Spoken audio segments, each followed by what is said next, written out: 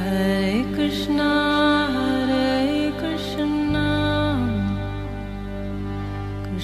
Krishna Hare Hare Hare Rama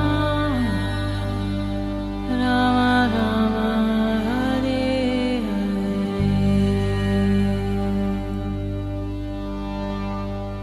नमस्कार, radio मानव रचना 107.8 FM पर मैं हूँ सरिता आपके साथ और शुरू हो चुका है प्रोग्राम आत्म दर्शन। जी हाँ, ये प्रोग्राम है जिसमें हम बात करते हैं श्री कृष्ण के बारे में, उनकी लीलाओं के बारे में जानने की कोशिश करते हैं। और आज इस प्रोग्राम में हम कुछ नया शुरू करने वाले हैं। आज हम इस प्रोग्राम में शुरू करने वाले हैं श्रीमद् भागवतम के 100 उपाख्यान। इनके बारे में हम जानेंगे बहुत कुछ। और हमेशा की तरह हमारे साथ स्टूडियो में मौजूद हैं रागलेखा दासी जी, चरणाश्रित युगाचार्य श्री श्रीमद् भक्ति वेदांत नारायण गोस्वामी जी की शिष्या। रागलेखा दासी जी, आपका स्वागत है हमारे स्टूडियो में। हरे कृष्णा। रागलेखा दासी जी, आज हम ये पुस्तक जो है श्रीमद् भागवतम, इसकी जो है हम शुरुआत कर रहे हैं और इसमें जो 100 उपाख्यान वर्णित किए गए हैं, उनका वर्णन किया गया है, उनके बारे में हम एक एक करके आपसे जानेंगे। तो इसमें जो सबसे पहला है वो है देवर्षि नारद की भक्ति देवी से भेंट। तो इस प्रसंग में क्या क्या वर्णित है, ये आप हमारे श्रोताओं को बताएं। जी, सबसे पहले तो मैं बताना चाहती हूँ सरिता मैम की श्रीमद् भागवतम है क्या। तो श्रीमद् भागवतम जो भगवान और भगवान के भक्तों की कहानी है, कथा है, उसी को श्रीमद् भागवतम कहते हैं। वही भागवत है जी। तो ये अमल पुराण है, तो इसको श्री वेदव्यास जी ने लिखा है और सुखदेव गोस्वामी जी ने इसको परीक्षित महाराज जी को सुनाया था। तो इसलिए ये इसके जैसा 18 पुराण लिख के भी हम आगे प्रसंग में आएंगे कि 18 पुराण लिख के भी व्यास जी को संतुष्ट नहीं थे, तो उन्होंने फिर ये श्रीमद् भागवतम लिखा, तब उनको आनंद आया जी। तो इसलिए इसमें अभी हम लोग चर्चा करेंगे आज भक्ति देवी की भेंट। एक दिन 4 कुमार सनक, सनातन, सनंदन, सनत कुमार जी, जो ब्रह्मा जी के मानस पुत्र हैं, ये लोग कहीं जा रहे थे। तो उन्होंने देखा, नारद जी को देखा। तो नारद जी बड़े चिंतातुर थे और उन्होंने बोला, आप इतनी जल्दी जल्दी कहाँ जा रहे हैं। तो नारद जी कहने लगे, मैं सर्वोत्तम लोक समझकर पृथ्वी पे आया था। ये बड़ा सर्वोत्तम लोक है, यहाँ पे जल्दी से कुछ करके साधन भजन करके यहाँ पे जल्दी से परित्राण हो जाता है। तो मैं कई तीर्थों में इधर उधर विचरता रहा, लेकिन मुझे कहीं भी मन के संतोष देने वाली शांति नहीं मिली। तो इस तरह से मैं कलयुग के दोष देखता हुआ पृथ्वी पे विचरता रहा और मैं जमुना जी के तट पर पहुंचा। तो वहाँ पर एक युवती बड़े खिन्न मन से बैठी थी और उसके पास 2 वृद्ध पुरुष थे जो अचेत अवस्था में थे और जोर जोर से सांस ले रहे थे। तो एक तो वो सो रहे थे और दूसरे वो वृद्ध थे। नींद से उनका बिल्कुल बगुले जैसे बाल हो रहे थे, एकदम वृद्ध थे और एकदम सो रहे थे। तो युवती ने नारद जी से कहा, अरे महात्मा जी, आप क्षण भर ठहर जाइए और मेरी चिंता को भी नष्ट कीजिए। तो युवती ने कहा, मेरा नाम भक्ति है और मैं ज्ञान वैराग्य मेरे पुत्र हैं और समय के फेर से ऐसे जर्जर हो गए हैं। अच्छा। तो वो भक्ति देवी कहने लगी कि ये मैं द्राविड़ देश में उत्पन्न हुई। द्राविड़ मतलब दक्षिण भारत में। अच्छा। जो साउथ इंडिया है जी। और कर्नाटक में मैं बढ़ी और वहाँ पे महाराष्ट्र में सम्मानित हुई और फिर गुजरात में मुझे बुढ़ापे ने आ घेरा। गुजरात में एकदम मैं बूढ़ी हो गई। तो उधर मेरे घोर कलयुग के प्रभाव से पाखंडियों ने मेरे अंग भंग कर दिए। अब इस अवस्था में चिरकाल तक मैं रही और फिर मैं अपने पुत्रों के साथ दुर्बल और निस्तेज हो गई। कोई तेज नहीं रहा, दुर्बल हो गई। फिर मैं जब वृंदावन आई तो फिर मैं परम सुंदर सुरूपवती नवयुवती हो गई। किंतु ये जो दोनों मेरे पुत्र हैं, ज्ञान और वैराग्य, थके मांदे दुखी सोते रहते हैं और बूढ़े हो गए हैं और मैं इस स्थान छोड़कर अब अन्यत्र जाना चाहती हूँ। ये दोनों बूढ़े हो गए हैं। इस दुख से मैं बड़ी दुखी हूँ कि मैं तरुणी हूँ और ये दोनों मेरे पुत्र बूढ़े क्यों। अच्छा। तो भक्ति देवी ने कहा, हे देवऋषि नारद, आप तो बड़े धन्य हैं और मेरा बड़ा सौभाग्य है कि आपके साथ मेरा मिलन हुआ। और संसार में साधुओं का दर्शन तो समस्त सिद्धियों का परम कारण है। आपका केवल एक बार उपदेश धारण करने से प्रहलाद जी ने माया पर विजय प्राप्त कर ली। प्रहलाद महाराज थे, उन्होंने 4 वर्ष के थे तो उन्होंने नारद जी ने उनको मंत्र दिया, ओम नमो भगवते वासुदेवाय। तो उसको करने से उनको उन्होंने जाकर यही मंत्र का जप करते रहे और 60,000 वर्ष वो अपनी माँ के गर्भ में देवऋषि नारद के आश्रम में रहे। तो उनको सारा भगवत ज्ञान हो गया। यद्यपि वो असुर पुत्र थे हिरण्यकशिपु के, उनकी माता क्यादु, उनका पूरा नगर असुर था, किंतु फिर भी वो इतने साधु हो गए। तो इसलिए वो कह रहे हैं कि उन्होंने माया पर विजय प्राप्त कर ली और आपने ध्रुव जी पे कृपा की तो ध्रुव जी ने ध्रुव पद प्राप्त कर लिया। तो ध्रुव जी भी 4 वर्ष के बालक थे। तो उन्होंने एक बार अपने पिताजी की गोदी में बैठना चाहा, तो भी माता जो थी उनकी सुरुचि, उन्होंने कहा नहीं तुम नहीं बैठ सकते, पहले मेरे गर्भ से जन्म लोगे तब तुम बैठ पाओगे।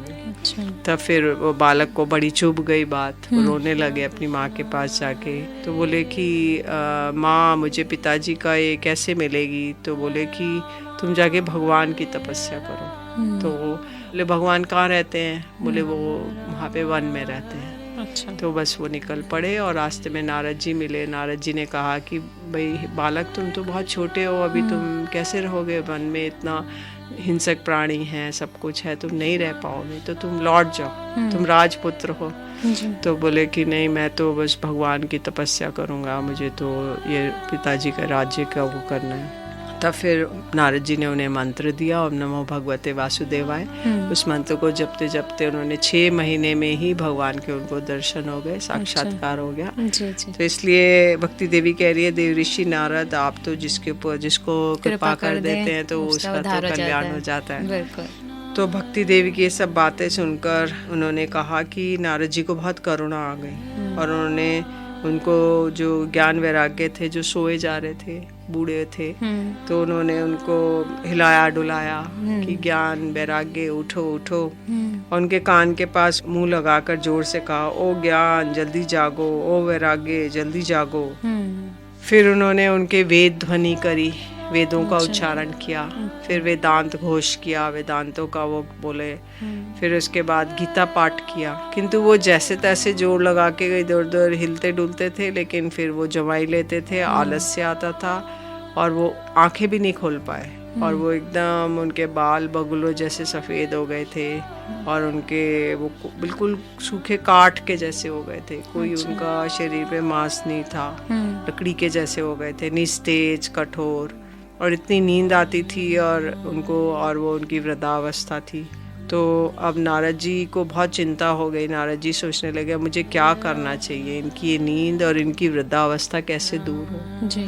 तो उन्होंने तभी एक आकाशवाणी हुई, हे मुनि आप खेद मत करिए और आपका ये उद्योग निसंदेह सफल होगा। तो देवऋषि आपको इसके लिए एक सत्कर्म करना होगा, और सत्कर्म का अनुष्ठान करते ही क्षण भर में इनकी नींद और वृद्धावस्था चली जाएगी और सर्वत्र भक्ति का प्रसार होगा। तब फिर देवऋषि नारद जी ने ये करके तब उन्होंने सोचा कि मुझे क्या सत्कर्म करना चाहिए।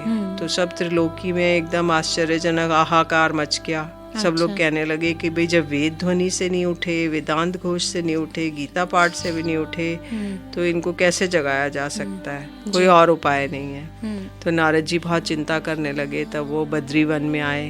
तो उन्होंने वहाँ पे निश्चय किया कि मैं इन ज्ञान वैराग्यों को जगाने के लिए तप करूँगा। अच्छा जी। तो उन्होंने जब वो तप कर रहे थे तो फिर तब उनको ये सनक आदि मुनीश्वर दिखाई दिए, और वो उन्हें देखकर वो कहने लगे कि देखने में तो आप 5 वर्ष के बालक जान पड़ते हो, क्योंकि वो नंग धड़ंग रहते थे और 5-5 वर्ष के छोटे बालक के जैसे रहते थे चारों। और तो लेकिन आप पूर्वजों के भी पूर्वज हैं, तो आप बताइए आकाशवाणी में जिसके विषय में कहा था वे कौन सा साधन है और मुझे किस प्रकार उसका अनुष्ठान करना चाहिए। तो उन्होंने उनसे प्रश्न किया जी। तब सनक आदि ने बताया कि आप श्रीमद् भागवत का अनुष्ठान करिए। और वहाँ पे भक्ति देवी आए अपने पुत्रों के साथ, ज्ञान वैराग्य के साथ, और हरिद्वार के पास एक आनंद नाम का घाट है, तो वहाँ पर आप आइए। और कथा सुनाने के लिए तब नारद जी ने उनको सनक आदि को श्रेष्ठ आसन दिया, और वो चारों कुमार आए जी। और उन्होंने श्रीमद् भागवतम सुनाने के लिए बैठे। तो एक तरफ ऋषिगण बैठ गए, एक तरफ देवता लोग आ गए, एक तरफ वेद उपनिषद और एक तरफ तीर्थ और दूसरी ओर स्त्रियां बैठ गई। तो सब लोग ऑटोमेटिक, जैसे कोई सैटेलाइट से किसी ने इन्फॉर्म कर दिया, सब लोग को पता चल गया श्रीमद् भागवत कथा हो रही है। जी। तो हरिद्वार के आनंद नामक घाट पर सब लोग एकत्रित हो गए। जी जी।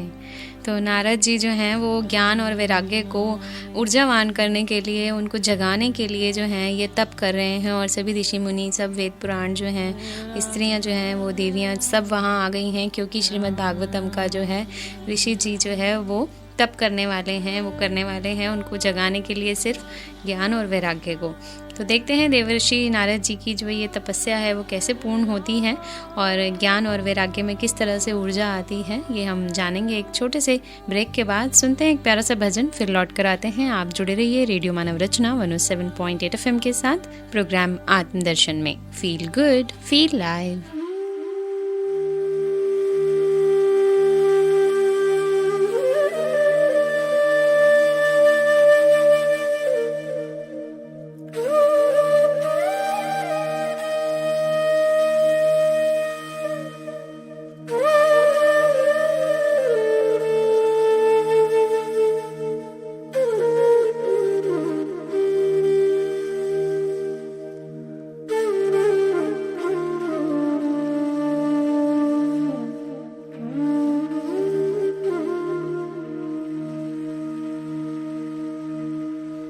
जयति तेऽधिकं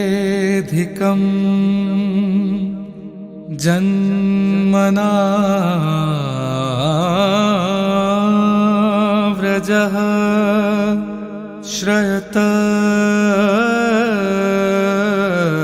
इन्दिरा शश्वदत्रिः।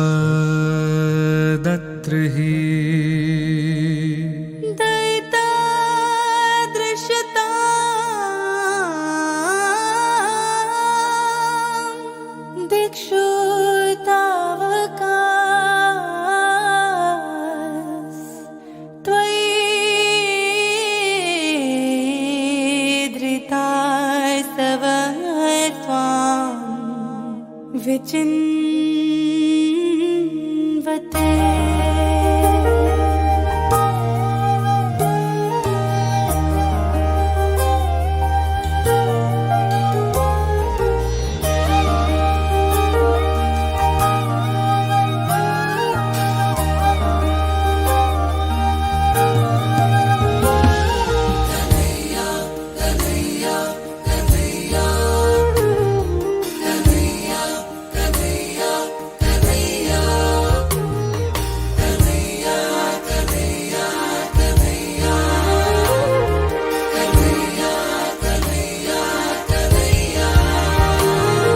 कन्हैया कन्हैया पुकारा करेंगे, कन्हैया कन्हैया पुकारा करेंगे, लताओं में ब्रिज की निहारा करेंगे।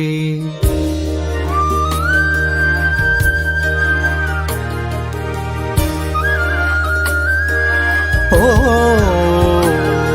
कन्हैया कन्हैया पुकारा करेंगे, लताओं में ब्रिज की निहारा करेंगे। कन्हैया कन्हैया पुकारा करेंगे, लताओं में ब्रिज की निहारा करेंगे। कहीं तो मिलेंगे वो बांके बिहारी, कहीं तो मिलेंगे वो बांके बिहारी। उन्हीं के चरण चित लगाया करेंगे, कन्हैया कन्हैया पुकारा करेंगे, लताओं में ब्रिज की निहारा करेंगे। शरदुदाशये साधुजात सरसिजोदर श्रीमुषा दृशा, सुरतनाथ ते शुल्कदासिका, वरद निघ्नतो नेहकिं वदः, विषजवाप्यया व्याघ्राक्षसा, वर्षमारुता वैदितानला, विषमया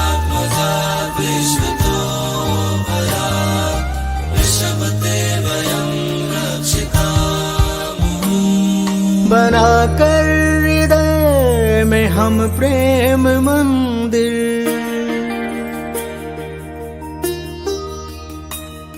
बनाकर हृदय में हम प्रेम मंदिर, वहीं उनको झूला झुलाया करेंगे। उन्हें हम बिठाएंगे आँखों में दिल में, उन्हीं से सदा लौ लगाया करेंगे।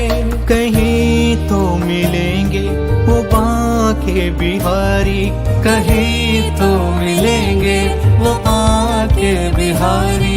उन्हीं के चरण चित लगाया करेंगे, कन्हैया कन्हैया पुकारा करेंगे। लताओं में ब्रिज की निहारा करेंगे।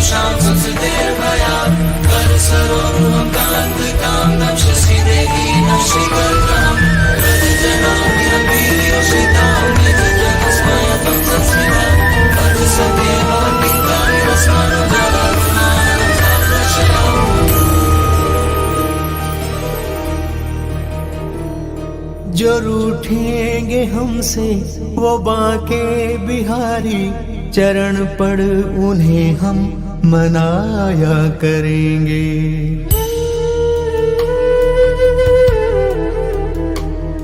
जो रूठेंगे हमसे वो बांके बिहारी, चरण पड़ उन्हें हम मनाया करेंगे। उन्हें प्रेम डोरी से हम बांध लेंगे, तो फिर वो कहाँ भाग जाया करेंगे। कहीं तो मिलेंगे वो बांके बिहारी, कहीं तो मिलेंगे वो बांके बिहारी। उन्हीं के चरण चित लगाया करेंगे, कन्हैया कन्हैया पुकारा करेंगे। लताओं में ब्रिज की निहारा करेंगे।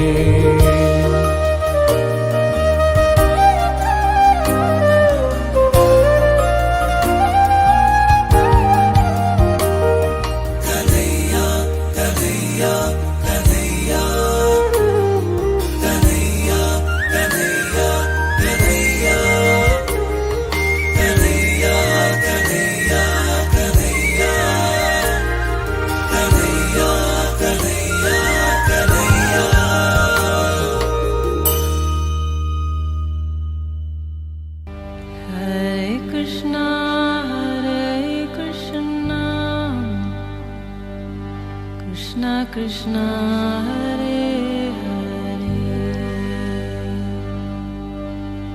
Hare Rama Hare Rama, Rama Rama Hare Hare।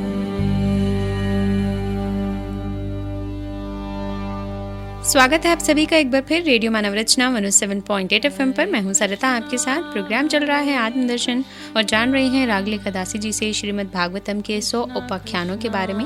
और इसमें हमने आज शुरुआत की है देवऋषि नारद जी की भक्ति देवी से भेंट से। देवऋषि नारद जी जो हैं वो बद्रीवन चले गए हैं। आनंद घाट पर उन्होंने जो है तपस्या करने शुरू कर दी है और सभी जो हैं वेद पुराण और ऋषि मुनि स्त्रियां जो हैं वो आके आसपास बैठ गई हैं। और ये तप हो रहा है वैराग्य और ज्ञान जो भक्ति के पुत्र हैं उनको ऊर्जावान करने के लिए, उनको जगाने के लिए। तो जी रागले कदा से जी, अब देवर्षि नारद जी ने कैसे शुरुआत करी, उनका तप कैसे शुरू हो? तो देवर्षि नारद जी ने सनक आदि चारों कुमारों से 1 सप्ताह का श्रीमद् भागवतम सुना। तो उसमें श्रीमद् भागवतम जो है सनक आदि ने नारद जी को सुनाई, फिर शौनक आदि ऋषियों ने सूत जी से सुना, सूत जी ने शौनक आदि ऋषियों को सुनाया नैमिषारण्य में। ये हुआ हरिद्वार में। सनक सनंदन ने नारद जी को हरिद्वार में सुनाई, और जो सूत जी थे एक ऋषि थे, तो उन्होंने शौनक आदि ऋषियों को सुनाया नैमिषारण्य में दूसरी बार जी। और जब वो सूत जी शौनक आदि को बता रहे हैं कि जब कृष्ण इस धराधाम से जाना चाहते थे, तो उद्धव जी बोले कि हे गोविंद, आप तो भक्तों का कार्य करके परम धाम को पधारना चाहते हैं, और अब घोर कलिकाल आया हुआ है, तो अब आप ये बताइए कि जो पृथ्वी देवी किसकी शरण में जाएंगी, और आपको छोड़ के हमें कोई रक्षा करने वाला दूसरा दिखाई नहीं देता, साधुओं पर कृपा करके यहाँ से मत जाइए। तो प्रभास क्षेत्र में उद्धव जी के वचन सुनकर भगवान सोचने लगे कि भक्तों के अवलंबन के लिए मुझे क्या व्यवस्था करनी चाहिए। तो भगवान ने अपनी सारी शक्ति भागवत में रख दी और वह अंतर ध्यान हो गए और भागवत समुद्र में प्रवेश कर गए। तो इसलिए भगवान की साक्षात शब्दमय मूर्ति है श्रीमद् भागवतम, मतलब शब्द के रूप में भगवान ही हैं ये स्वयं। जी जी। और कलिकाल में कहा जाता है कि माया से पीछा छुड़ाने के लिए, दुख, दरिद्रता, दुर्भाग्य, पाप आदि को दूर करने के लिए, काम, क्रोध आदि शत्रुओं पर विजय प्राप्त करने के लिए, और सबसे ज्यादा यह है कि भगवान से प्रेम हो जाए, इसको प्राप्त करने के लिए श्रीमद् भागवतम का सप्ताह पारायण किया जाता है जी। और जब ये सप्ताह पारायण हुआ, 1 सप्ताह तक सनक आदि ने नारद जी को कथा सुनाई, तो नारद जी को सुनाई और साथ में भक्ति देवी और ज्ञान वैराग्य सुन रहे हैं। तो ज्ञान वैराग्य जैसे ही उन्होंने ये सब सुना 1 सप्ताह तक, तो वो तरुण अवस्था को प्राप्त हो गए, युवा हो गए वो जी जी। और वो दोनों पुत्रों के साथ जो भक्ति देवी है वो बार बार कहने लगी, श्री कृष्ण गोविंद हरे मुरारे, हे नाथ नारायण वासुदेवा। तो ऐसे करके भगवान के सुंदर नामों का उच्चारण करते करते वे अकस्मात प्रकट हो गईं, और सभी ने देखा कि वे परम सुंदरी भक्ति रानी भागवत के अर्थों का आभूषण पहने वहाँ पधारी। और मुनियों ने उस सभा में सभी ये तर्क वितर्क करने लगे कि ये यहाँ कैसे आई, कैसे प्रविष्ट हो गई। जब सनक आदि ने कहा ये भक्ति देवी हैं, अभी कथा के अर्थ से निकली हैं, और उनके वचन सुनकर भक्ति ने पुत्रों समेत अत्यंत विनम्र होकर सनत आदि जो 4 कुमार थे उनसे कही, मैं कलयुग में नष्ट प्राय हो गई थी और आपके कथामृत से सींच कर मुझे फिर पुष्ट कर दिया है, और आप ये बताइए कि मैं कहाँ रहूं, मैं कहाँ जाकर रहूं। तो प्रकट हो गई श्रीमद् भागवतम के श्रवण से। और उसके दोनों पुत्र भी जो है वो युवा हो गए। तो बोलिए अब मैं कहाँ जाकर रहूं। तो सनक आदि ने कहा कि आप जो है आप भक्तों को भगवान का स्वरूप प्रदान करने वाली हैं और अनन्य प्रेम प्रदान करने वाली हैं जी। और संसार रोग को निर्मूल करने वाली हैं। तो आप धैर्य धारण करके नित्य निरंतर विष्णु भक्तों के हृदय में निवास करिए जी। तो उनके हृदय में भक्ति देवी हृदय में निवास करती हैं। तो अगर भक्ति देवी किसी को चाहिए तो वो बुक्स से नहीं आएगी, वो आएगी एक भक्त के हृदय से दूसरे भक्त के हृदय में। तो इसलिए बोलते हैं कि कलयुग के दोष भले ही संसार पर प्रभाव डाले किंतु वहाँ पर इनकी दृष्टि नहीं पड़ सकेगी क्योंकि वो हृदय में छुपी रहेंगी। जी जी। तो इस प्रकार आज्ञा पाते भक्ति तुरंत भगवत भक्तों के हृदय में जा विराजी जी। और कहते हैं जिसके हृदय में एकमात्र हरि की भक्ति निवास करती है वह त्रिलोकी में अत्यंत निर्धन होने पर भी परम धन्य है। तो ऐसा कहा जाता है हमारो धन राधा श्री राधा श्री राधा। जी जी। तो परम धन तो कहते हैं संसार का जो धन है वो रुपया पैसा सोना चांदी हीरा मोती ये सब धन नहीं है, ये अधन है। जो वास्तविक धन है वो है भगवान का प्रेम भक्ति। तो यही वास्तविक धन है क्योंकि इस भक्ति की डोरी से बनकर साक्षात भगवान भी अपना परम धाम छोड़कर उसके हृदय में आकर बस जाते हैं। तो इसलिए जो भूलोक में ये भागवती साक्षात परब्रह्म का विग्रह है जी और इसकी महिमा अनंत है। जी बिल्कुल।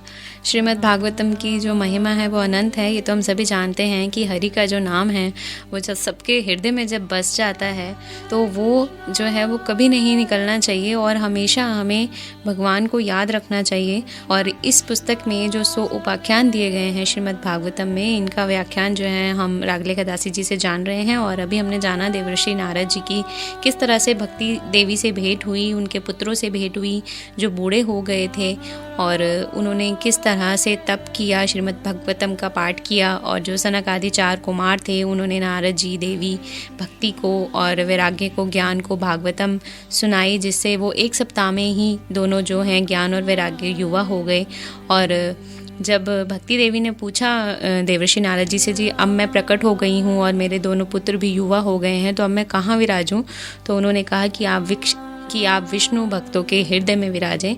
और उस तरह से जो भक्ति देवी हैं वो सभी भक्तों के हृदय में, जो विष्णु जी के भक्त हैं, हरि नाम के भक्त हैं, उनके हृदय में वास कर गई। तो आज ये प्रसंग जो हमने जाना रागलेखा दासी जी से, तो आज के प्रोग्राम में बस इतना ही। आपको ये प्रोग्राम कैसा लगता है? अगर आपकी कोई राय है, आप हमें कुछ कहना चाहते हैं, तो आप हमें SMS, कॉल या व्हाट्सएप कर सकते हैं 8010781078 पर। तो आज के लिए आत्मदर्शन में बस इतना ही। रागलेखा दासी जी, आपका बहुत बहुत शुक्रिया हमारे स्टूडियो में आने के लिए। हरे कृष्ण।